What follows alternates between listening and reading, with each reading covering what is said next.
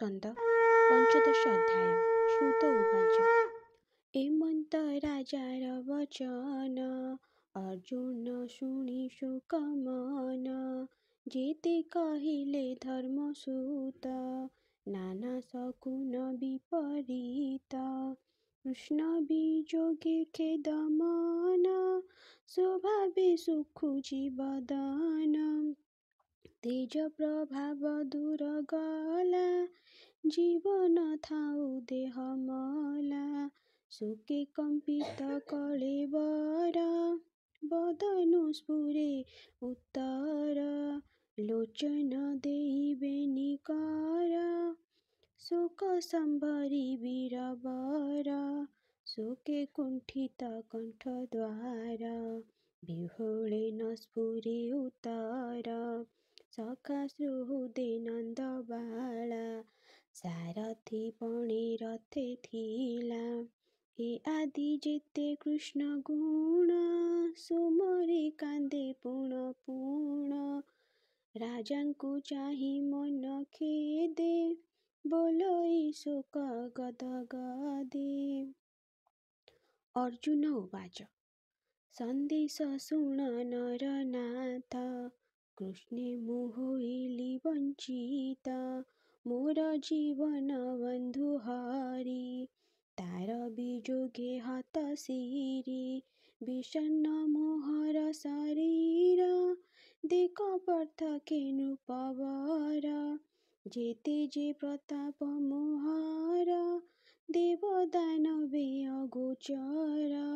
ସେ ତେଜ କୃଷ୍ଣ ସଙ୍ଗେ ଗଲା ଜୀବନ ଜିଉଁ ଜିଉଁ ମଲା। କୃଷ୍ଣ ବିଯୋଗେ କ୍ଷଣ ମାତ୍ରେ ଶୋକ ପୂରିତ ନିଜ ଗାତ୍ରେ। ଲୋକ ଅପ୍ରିୟ ଦରଶନ ଦେଖି କୁଣ୍ଠିତ ମୋର ମନ। ମରଣ କାଳେ ପ୍ରାଣୀ ଯେହ୍ନେ ସମ୍ଭବେ କୁଣ୍ଠିତ ବଚନେ। ଯାହାର ପାଦେ ଆଶ୍ରେ କରି ନିଜ ଗାଣ୍ଡିବ କରେ ଧରି। ଦ୍ରୁପଦ ଗୃହେ ରାଜ ମେଳେ ଦ୍ରୌପଦୀ ସ୍ୱୟଂବର କାଳେ। ଯେତେ ମିଳିଲେ ରାଜପୁତ୍ରେ କନ୍ୟା ଲଭିବା ଫଳ ଅର୍ଥେ। କନ୍ୟା ଲଭିବା କାଳେ ଗୋଳ ଯେ ଶଣେ ଜଳଧି ଉଲ୍ଲୋଳ। ହେଲେ ତାହାଙ୍କ ତେଜ ହରି ଲଭିଲେ ଲାଖ ବିନ୍ଧି ନାରୀ। ଖାଣ୍ଡବ ବନେ କ୍ରୀଡ଼ା ରଙ୍ଗେ କୃଷ୍ଣ ଯେ ଥିଲେ ମୋର ସଙ୍ଗେ। ସେ ବନ ଅଗ୍ନି ମୁଖେ ଦେଇ ଲଭିଲେ ମାୟା ସଭା ମୋହି। ଅମର ଗଣ ତୁଳେ ପୁଣି କିଞ୍ଚିତେ ଇନ୍ଦ୍ର ତେଜ ଜିଣି। ମୟ ନିର୍ମିତ ସଭା ଆଣି ଯହିଁ ସକଳ ନୃପମଣି। ତୋହର ଯଜ୍ଞ କାଳେ ମିଳି ତୋ ପାଦେ କଲେ ନିଉଛାଳି। ଯାହାର ତୁଲେ ବେନି ଭାଇ ଛଦ୍ମେ ବିପ୍ର ରୂପ ହୋଇ। ଜରାକୁ ବାହୁ ଯୁଦ୍ଧେ ଜିଣି ରାଜାଙ୍କୁ ବନ୍ଦୀ ଘରୁ ଆଣି। ତୋହର ଯଜ୍ଞ ନିମନ୍ତ୍ରଣେ ତତେ ଖଚିଲେ ନୃପଗଣେ। ତୋହର ଯଜ୍ଞ ସ୍ନାନ କାଳେ ଦ୍ରୌପଦୀ ଦେଖି ତୋର କୋଳେ। ସ୍ୱଭାବ ନାରୀ ଶିରୋମଣି କପରି ବେଶେ ଜନ ଜିଣି। କପଟ ପଶା କରି ବାଦେ କୌରବେ ତୋତେ ସଭା ମଧ୍ୟେ। ଜିଣି ପାଞ୍ଚାଳି କେଶ ଧରି ବିପ୍ରସ୍ଥ ସଭା ତଳେ କରି। ଭୟେ ପାଞ୍ଚାଳି ସୁମରିଲା ସେବେଳେ ଯେ ହରି ରଖିଲା। ପୁଣି ଅଜ୍ଞାତ ବନବାସେ ଦୁର୍ବାସା ଦୁଷ୍ଟଙ୍କ ବିଶ୍ୱାସେ। ଭୋଜନେ ଅନ୍ତେ ଭିକ୍ଷା ଅର୍ଥେ ଅୟୁତ ବିପ୍ର ଘେନି ସାଥେ। ଭୁଞ୍ଜିବା ପାଇଁ ସ୍ନାନ ସାରି ତା ଜାଣି ପ୍ରଭୁ ନରହରି। ଅତୀତ ରୂପେ ବିଜେ କଲା ଶେଷ ଯେ ଶାକ ନଥିଲା କର ପ୍ରସାରି ତାହା ଖାଇ ମୁନିଙ୍କ ମନେ ମଧ୍ୟେ ଯାଇ ସନ୍ତୋଷ କଲା ଜଳ ମଧ୍ୟେ ତକ୍ଷଣେ ବ୍ରାହ୍ମଣ ଆନନ୍ଦେ ସନ୍ତୋଷେ ନିଜ ସ୍ଥାନ ଗଲେ ସେ ଦୁଃଖୁ ଯେ ହରି ରଖିଲେ ଯାହାର ତେଜୁ ଧନୁ ଟାଣି ବନେ ଜିଣିଲେ ଶୂଳ ପାଣି ସନ୍ତୋଷେ ମତେ ଉମାକାନ୍ତ ବୋଇଲେ ବର ମାର୍ଗ ପାର୍ଥ ସାବିତ୍ରୀ ବିଶ୍ୱାସେ ମୋହିତେ ବର ପାଇଲି ପାଶୁପତ ହରି ବିଶ୍ୱାସେ ମତେ ପୁଣ ପାର୍ବତୀ ଦେଲେ ଅକ୍ଷ ତୃଣ ସେବେନି ଶସ୍ତ୍ର ପାଇବନେ ମିଳିଲି ଇନ୍ଦ୍ରର ଭୁବନେ ନର ଶରୀରେ ଶୂର ଦେଶେ ମିଳିଲି ଯେ ହରି ବିଶ୍ୱାସେ ବିଷ୍ଣୁର ତେଜ ଦେଖି ମତେ ସର୍ବଦେବତା ତୁଷ ଚିତେ ବିଚାରି ସର୍ବ ଅନୁମାନେ ବସାଇ ଇନ୍ଦ୍ରର ଆସନେ ମତେ ପୂଜିଲେ ପୁରସ୍କାର ମୁଁ ପୁଣି ରହେ ସ୍ୱର୍ଗପୁରେ ସର୍ବଦେବତାଙ୍କ ବିଶ୍ୱାସ ଅସୁର ବଳ କଲି ନାଶ ଇନ୍ଦ୍ର ସହିତେ ସର୍ବଦେବେ ମତେ ପୂଜିଲେ ଗୌରବେ ଯାତେ ଯୁମ ପୁରୁଷକାର ସେ ହରି ମତେ କଲା ଦୂର ଯେ ଗୋବିନ୍ଦ ବନ୍ଧୁ ପଣେ କୁରୁ ସାଗର ଘୋର ବଣେ ତରଳ ଦୁସ୍ତର ସାଗର ଦେବ ମାନବେ ଅଗୋଚର ସଂଗ୍ରାମେ ରିପୁ ବଳ ଜିଣି ଅନେକ ଧନ ରତ୍ନ ଆଣି ରତ୍ନ ମୁକୁଟ ମଣି ପରେ ଥିଲା ଯେ ରାଜାଙ୍କର ଶିରେ ତାହା ହରିଲି ବାହୁବଳେ ନିର୍ଭୟେ ଅବନୀ ମଣ୍ଡଳେ ବିରାଟ ଗୋଧନ ହରଣେ ମହାଦୁସ୍ତର ଘୋର ରଣେ ଗୋଧନ ନେଲି ନିଜ ପୁର ସେ ହରି କଲା ମତେ ଦୂର ଯେ ହରି ମତେ ରଥେ ବସି ଅଗାଧ କୁରୁ ବଳେ ଝାସି ଭୀଷ୍ମ ସବିତା ସୁତ କୃପ ଶଲ୍ୟ ସହିତେ ଯେତେ ନୃପ ତାହାଙ୍କ ଅଗ୍ରେ ରଥ କରି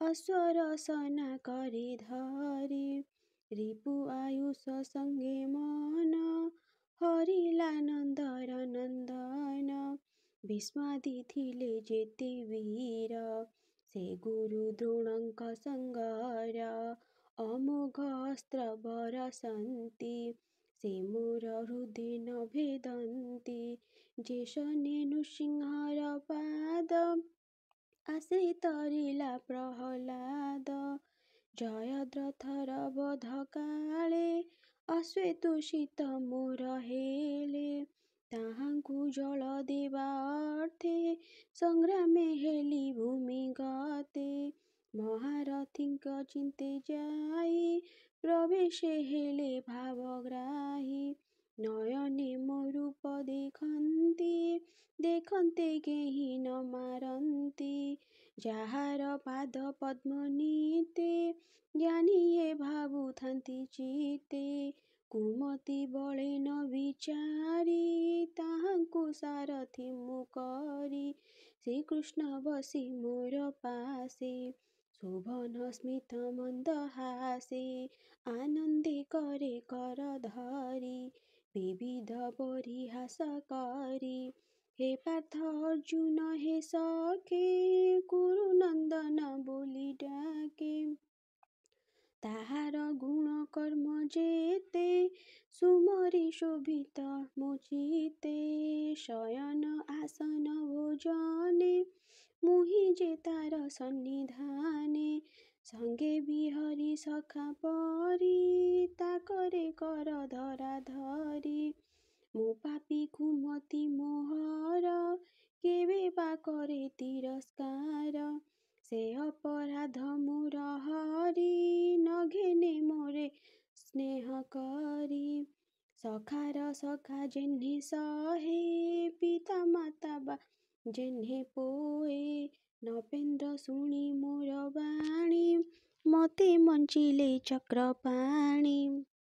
ମୋହର ପ୍ରିୟ ସଖା ହରି ହୃଦୟ ଗଲା ଶୂନ୍ୟ କରି। ଦେଖ ମୋହର ବୀରପଣ ମାର୍ଗେ ଗୋବିନ୍ଦ ପତ୍ନୀଗଣ। ଆବୋରି ନ ପାରିଲେ ବଳେ ତକ୍ଷଣେ ଲୁଚିଲେ ଗୋପଳେ। ସେହି ଗାଣ୍ଡିବ ଧନୁ ମୋର ସେହି ଅକ୍ଷୟ ତୃଣ ଶର। ସେହି ବିମାନ ଅଶ୍ଵ ଦେଖ କ୍ଷଣେକ ଖୋଇଲେ ନିରେଖ। ଯାହାର ତେଜ ନୃପ ଗଣେ ନମନ୍ତି ମୋହର ଚରଣେ। ତାର ବିଯୋଗେ ତନୁ କ୍ଷୀଣ ଦିଗେ ଦିଶନ୍ତି ମୋତେ ଶୂନ୍ୟ। ସେ ପ୍ରାଣ ବନ୍ଧନ ବିଯୋଗ ଭସ୍ମେ ଯେ ସନେ ଆବିର୍ଭାଗ।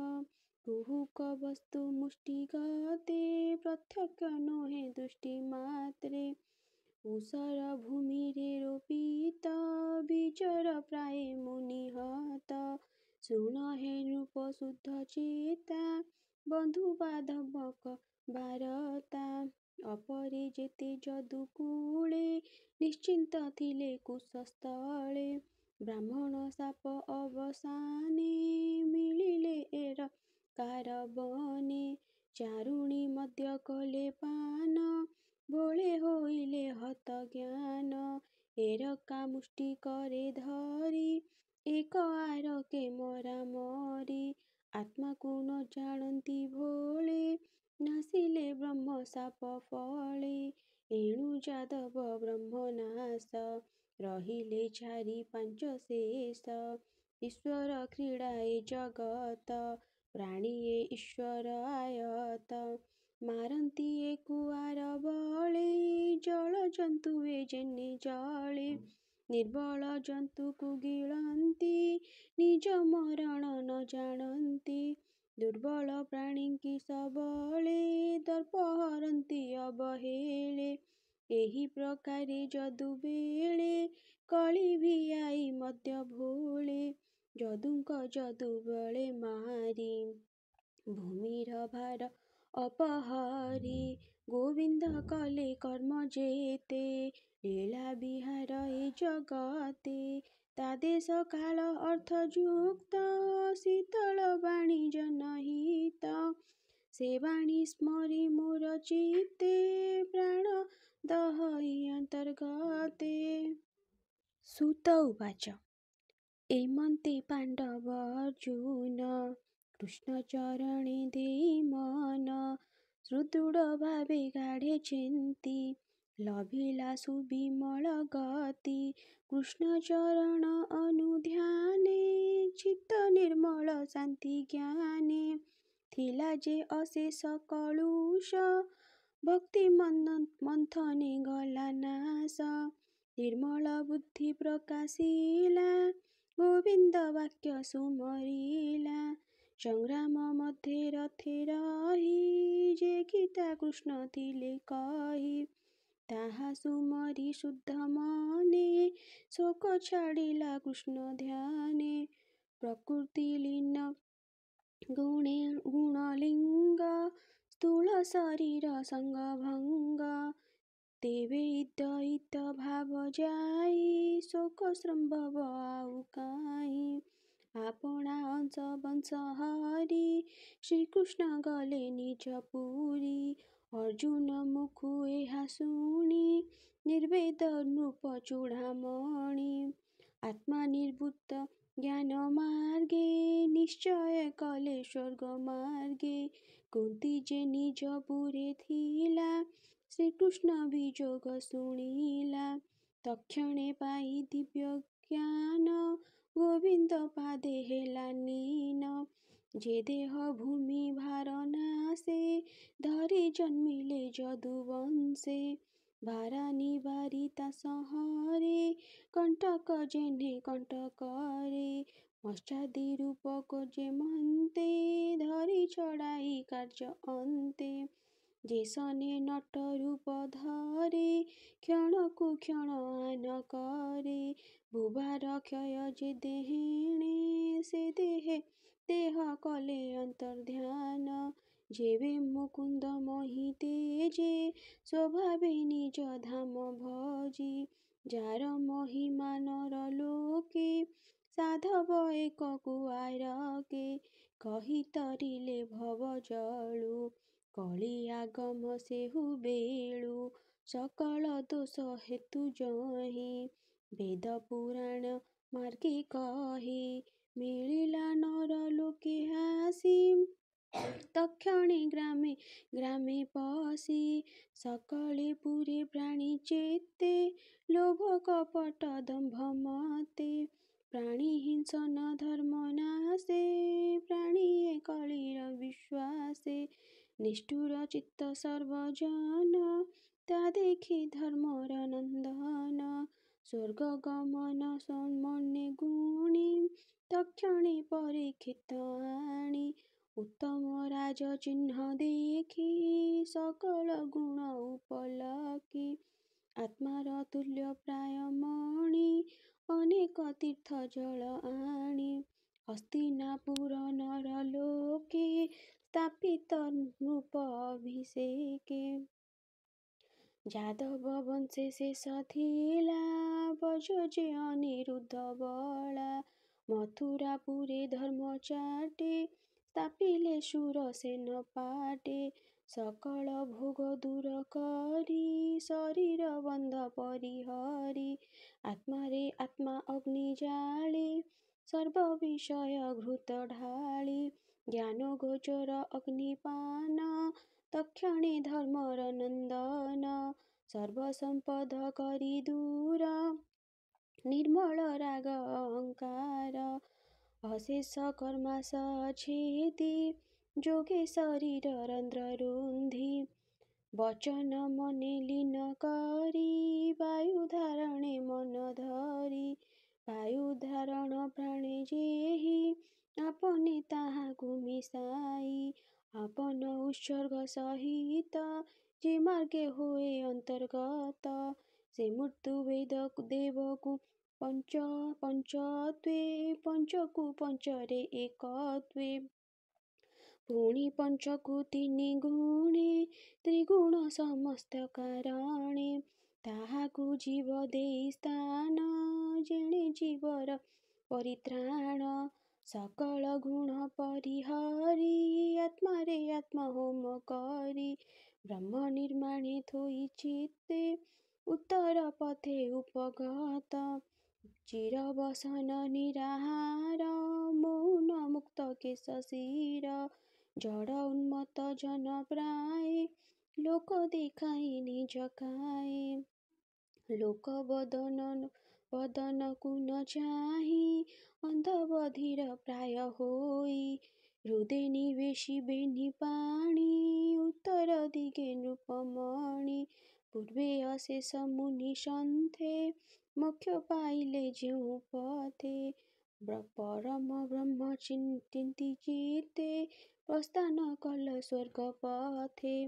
ପଛେ ଚଳନ୍ତି ଚାରି ଭାଇ ରାଜାର ଅନୁରୂପ ହୋଇ। ପ୍ରଜାଙ୍କୁ କରି ଆଲିଙ୍ଗନ ହରଷେ ହରି ତାଙ୍କ ମନ। ସେ ସାଧୁ କୃତ ସତ୍ୱଗୁଣୀ ଆତ୍ମାର ହିତ ଚିତ୍ତେ ଜାଣି। ମନ ନିବେଶି କୃଷ୍ଣ ପାଦେ ବିଷ୍ଣୁ ଭକତି ଯୋଗ ସାଧେ। ନିର୍ମଳ ଚିତ୍ତ ତାହାଙ୍କର ଗୋବିନ୍ଦ ଧ୍ୟାନ ନିରନ୍ତର। କୃଷ୍ଣ ପାଦେ ଚିତ୍ତ ଦେଲେ ପରମ ଗତି ସେ ଲଭିଲେ। ଅସତ୍ୟ ଇନ୍ଦ୍ରିୟ ବିଷये ନିତ୍ୟ ଯାହାର ଚିତ୍ତ ରହେ। ସେ ଯେବେ ପାଦ ହୃଦେ ଚିନ୍ତେ ସର୍ବ କଳୁଷ ନାଶ ଜାନ୍ତି। ସେ ପାଦେ ଲଭଇ ସେ ସ୍ଥାନ ତାହା ପାଇଲେ ପଣ୍ଡୁନାନ। ବିଦୁର ଥିଲେ ବନବାସେ ପ୍ରଭାସେ ତୀର୍ଥ ମୋକ୍ଷ ଆସେ।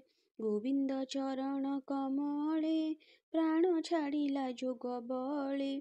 ପିତୃଗଣଙ୍କ ସଙ୍ଗେ ମିଶି ନକ୍ଷତ୍ର ମଧ୍ୟେ ଯେହ୍ନେ ଶଶି।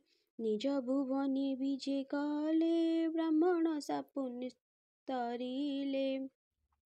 ତକ୍ଷଣେ ଦ୍ରୁପଦ କୁମାରୀ ବର୍ତ୍ତାଙ୍କ ପଥ ଅନୁସରି କୃଷ୍ଣେ ନିବେଶି ପଞ୍ଚ ପ୍ରାଣ ପଥ ଛାଡ଼ିଲେ ନିଜ ପ୍ରାଣ। କହନ୍ତି ସୁତ ଶୁଦ୍ଧ ଚିତ୍ତେ ସର୍ବମୁନିଙ୍କ ମଧ୍ୟ ଗତେ। ଏବେ ହୋ ଶୁଣ ବିପ୍ରଜନେ କୃଷ୍ଣ ମହିମା ଶୁଦ୍ଧ ମନେ। ଗୋବିନ୍ଦ ଚରଣ କମଳେ ପଣ୍ଡୁ କୁମରେ ଭାବ ଭୋଳେ। ସଂସାର ମାୟା ଦୂର କଲେ ଜଗତ ମଧ୍ୟ ନିସ୍ତରିଲେ। ପରମ ମଙ୍ଗଳ ଏ ବାଣୀ ଯେ ପ୍ରାଣୀ ଶୁଦ୍ଧ ଚିତ୍ତେ ଶୁଣି। ଭକତି ଲଭେ କୃଷ୍ଣ ପାଦେ ସଂସାରୁ ତରେ ଅପମ୍ରାଦେ। କୃଷ୍ଣ ମହିମା ସୁଧାରସ କହିଲେ ଜଗନ୍ନାଥ ଦାସ। ଇତି ଶ୍ରୀ ଭାଗବତ ମହାପୁରାଣେ ପରମହଂସ ସଂହିତାଏ ପ୍ରଥମ ସ୍କନ୍ଧେ ପାଣ୍ଡବ ସ୍ୱର୍ଗାରୋହଣ ନାମ ପଞ୍ଚଦଶାୟଃ। आनंदी एक बार हरि बोल।